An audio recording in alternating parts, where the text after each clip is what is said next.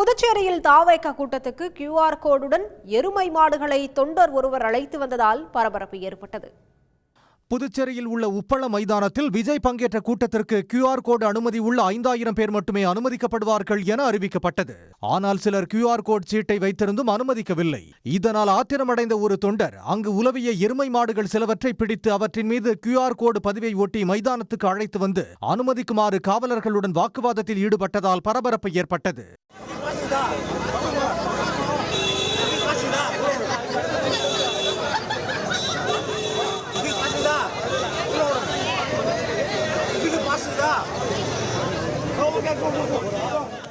இதனிடையே கூட்டத்தை காட்ட வேண்டும் என்பதற்காக அனுமதி சீட்டு இல்லாதவர்களையும் உள்ளே அனுமதிக்குமாறு காவல்துறை உயர் அதிகாரி ஈஷா சிங்கிடம் கட்சி பொதுச் செயலாளர் ஆனந்த் வலியுறுத்தியது அதிர்ச்சியை ஏற்படுத்தியது. அனுமதி இல்லாத தொண்டர்களை உள்ளே வருமாறு தாவேக பொதுச் செயலாளர் ஆனந்த் சைகை காட்டியபடி இருந்தார்.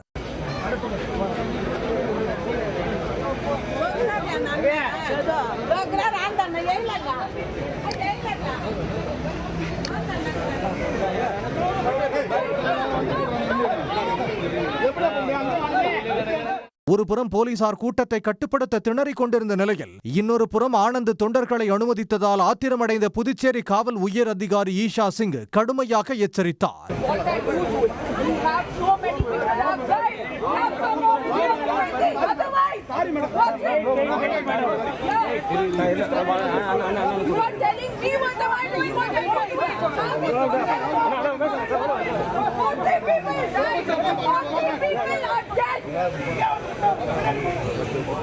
மொத்தத்தில் அரசு மற்றும் காவல்துறையின் விதிமுறைகளை தாவேகவினர் காற்றில் பறக்கவிட்டது அப்பட்டமாக தெரிந்தது.